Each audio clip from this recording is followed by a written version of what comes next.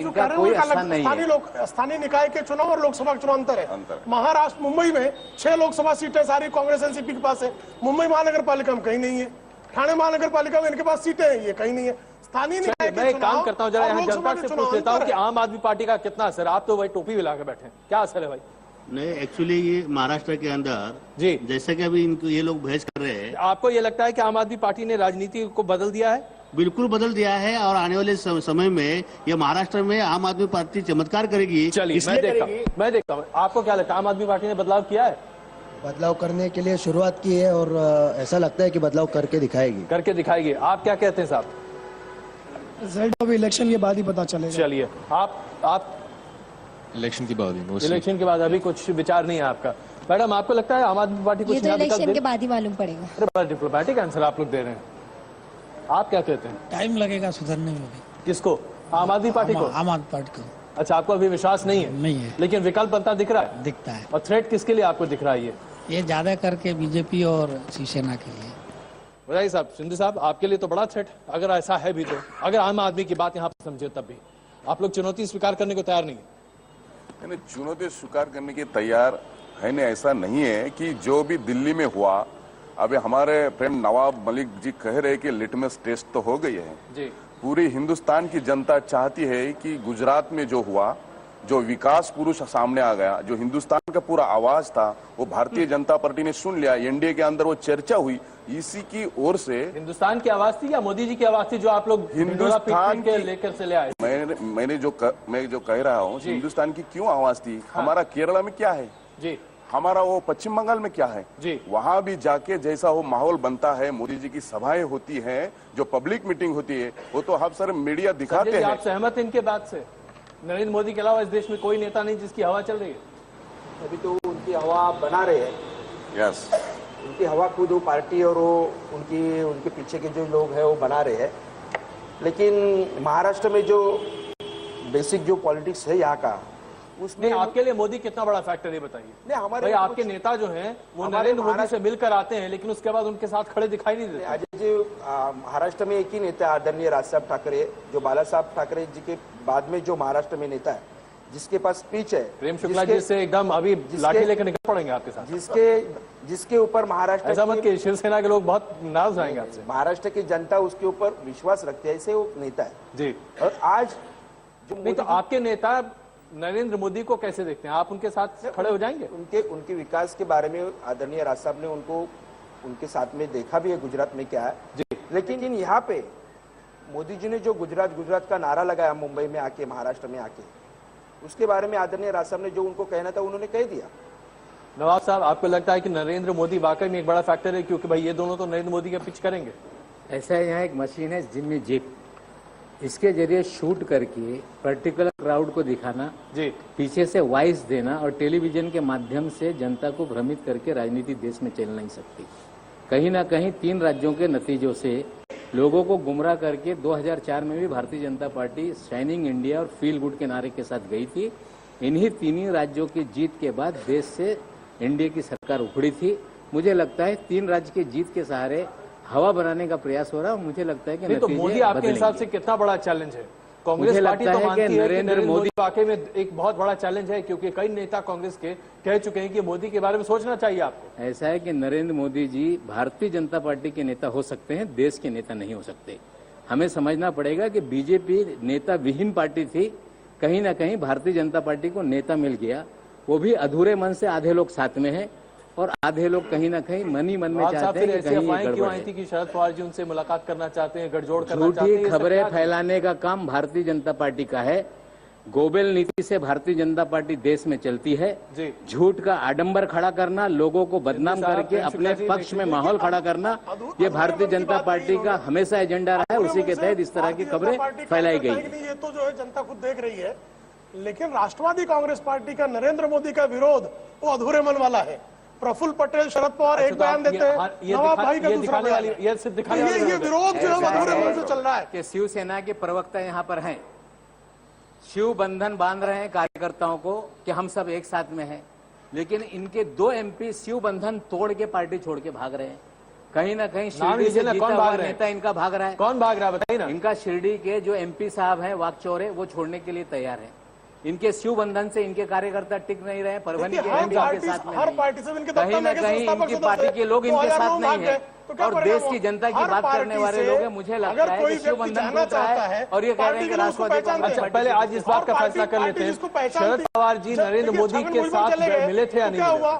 ऐसा है, ये सरासर बेबुनियाद अफवाह फैलाने वाली और झूठी खबर है। जिन लोगों ने खबर छापा था पूरे दिन भर ये खबर सुर्खियों में रही है। जिस दिन खबर छपी लोक सत्ता अखबार में, जिन्होंने खुद कहा कि भारतीय जनता पार्टी के लोगों ने हमने खुलासा किया, ये बेबुनियाद आपकी पार्टी के लोगों ने ये अनल गलत बातें कही। देखो, ये अपने मीडिया के सुर्खियों के अंदर ये चर्चा हो गई। प्रफुल्ल पटेल बोलते हैं कि उनको क्लीन चिट हो जाए कि बाद में वो चर्चा न हो सकती है। फिर वो शरद पवार जी साहब बोलते हैं कि हम राहुल गांधी के अंडर काम नहीं करते। आपने ये जो किया कि नहीं किया ये बताइए। दुष्प्रचार आपने किया कि नहीं? दुष्प्रचार है नहीं करता, हम करते ही नहीं। दुष्प्रचार करने की क्या जरूरत है? इन्होंने प्रफुल्ल पटेल ने खुद ही बोला ना, क्लीन चिट दे दिया। और प्रफुल्ल जी शरद पवार साहब को ने लेकर जिस तरह गलत फहमी फैलाई जा रही है, प्रफुल्ल जी ने कहा कि कोर्ट का आदेश अंतिम होता है, लेकिन जकिया जाफरी के मामले में हाईकोर्ट और सुप्रीम कोर्ट के मुकदमे बाकी हैं। उसी गुजरात में माया कुंदनानी, बाबू बजरंगी 30 लोगों को उम्र कैद की सजा दंगे के मामले में हुई है। बहुत सारे मामले आज भी न्यायालय में प्रलंबित है, किसी ने क्लीन चिट नहीं दिया। कहीं ना कहीं भारतीय जनता पार्टी और उनके नेताओं के हाथ दंगे में है। आज भी भारतीय न्याय व्यवस्था के तहत सामने मामले आए। पार्टी में थे, रोज खड़े होकर शरद पवार को गालियां देते थे।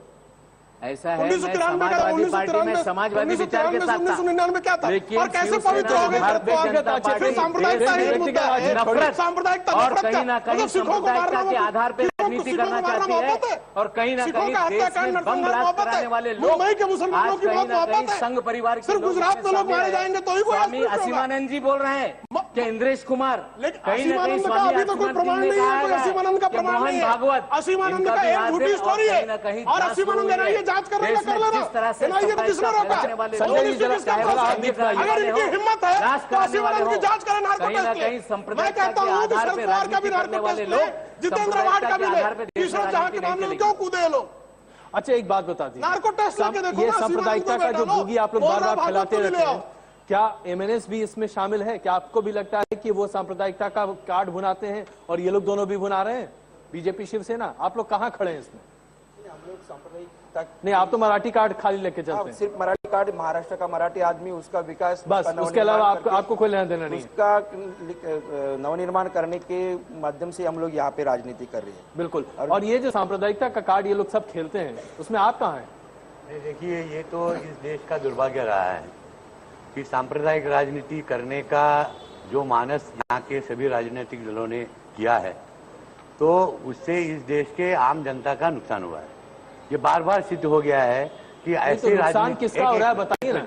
नहीं, मैं इसी पे आ रहा हूँ कि जात और धर्म की राजनीति इस देश में आप चल नहीं सकती, चलानी नहीं चाहिए। इस पे कम से कम सभी राजनीतिक दलों ने चल तो रही है, अगर नहीं चल रही होती तो इतनी चर्चा कहाँ होती बताइए? गर्मा गर्म बहस दोनों लोग कर रहे हैं। इसीलिए तो हम ये कह रहे हैं कि आम आदमी पार्टी ये खुले रूप से कह रही है। आम आदमी पार्टी और आम आदमी पार्टी का जन्म ये आडंबर और पाखंड के आधार पे हुआ। इस देश में गांधी जी का नाम लेके जिन लोगों ने आंदोलन खड़ा किया, वो गांधी जी के नौखाली के आंदोलन को कभी आगे बढ़ाने का काम नहीं किया। जिन लोगों ने, चाहे वो अन्ना हजारे हो, चाहे केजरीवाल हो, उन्होंने गांधी जी के विचारों को लेकर अहिंसा के खिलाफ कभी भी हिंसा के खिलाफ खड़े नहीं हुए।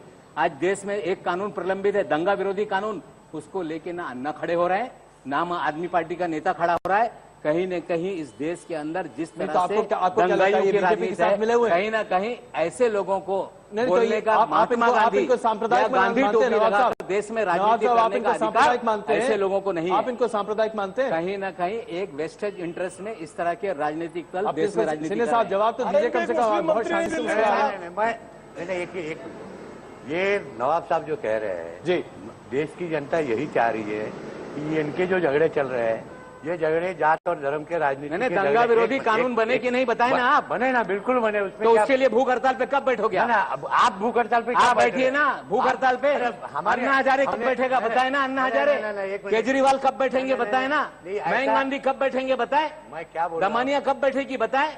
कहीं ना कहीं देश में आप एक दिन पेट तो में भी मुंह नहीं में कर राम सकते। और पेट में नथुराम वाले लोग वही मैं इस कह देश रहा में हूं। राजनीति नवाब करने का मलिक काम साहब कर जो रहे हैं। प्रेम जी मुंह में राम पेट में नथुराम, ये तो बहुत बड़ा। हाँ, वो नथुराम किसके पेट में है सब जानते हैं। शरद पवार जी पड़ोसी है। नथुराम किसके पेट में है? 1993 में मुंबई में कौन दंगे कर रहा था? श्री कृष्ण आयोग ने शिवसेना किन के लोगों को लोगों ने इंगित किया दंगा है? इस शहर में लिस्ट कराया देता हूं। और श्री कृष्ण और कमीशन का शिवसेना वादा के देकर आए दंगे थे। की वजह से 99 से मुंबई 2014 हुई, श्री कृष्ण नाम कमीशन नहीं की लेते रिपोर्ट में आई ये। है। ये इनकी हिम्मत नहीं पड़ती श्री कृष्ण कमीशन को लागू करने का। नाम ले ले और मुसलमानों को वोट भी चाहिए। ऐसा है कि कितने लोगों को गिरफ्तार किया प्रेम जी, आपको पता ही नहीं। मुझे आपके नेता पूरी जेल में सूची गए, पता है। आप एक सीट एक पुकार व्यक्ति करने का का काम श्री करते कृष्ण हैं। कमीशन याद है मुझे। आपके नेताओं के हो शहादतें गए। याद है आपके उसकी। जमाने में त्यागी साहब कमिश्नर थे, उनके खिलाफ मुकदमा हुआ। आप कौन सी बात कर रहे हैं? आपने दंगा कराया और कमीशन की रिपोर्ट और सुधाकर राव अब नहीं दंगा की पार्टी में राजनीति थे, चल नहीं जिनको शरद सकती। पवार जी ने महाराष्ट्र में हटाया था। श्री 1995 में कृष्ण दंगे के आधार पर आप जीते थे। सुधाकर राव ने किस पार्टी के सदस्य थे? एक बात मुझे बता दीजिए, आप कहते हैं कि शिवसेना ने दंगों की राजनीति की, आप किसकी राजनीति करते हैं? आपके शासनकाल में भी मालेगांव बम धमाका होता है, आपके शासनकाल में भी यहाँ पर ट्रेन में बम धमाके होते हैं, आपके शासनकाल में भी 26/11 यहाँ पर होता है। कौन सी राजनीति आप करते हैं बताइए? कि इस तरह की चीजें होती हैं, दुर्भाग्यपूर्ण है, उसका समर्थन कभी किया नहीं जा सकता। लेकिन इस तरह की घटनाएं होती हैं, उस पर कार्रवाई होनी चाहिए, मुकदमे दर्ज होने चाहिए। जो लोगों ने गुनाह किया चलिए है, काम करते हैं, जनता के बीच में चलता हूं। क्या ये लोग, लेकिन क्या आप संतुष्ट हैं जिस तरीके से 26/11 के बाद में तमाम कार्रवाई हुई, और क्या आपको लगता है कि सरकार ने बिल्कुल सही कदम उठाए हैं?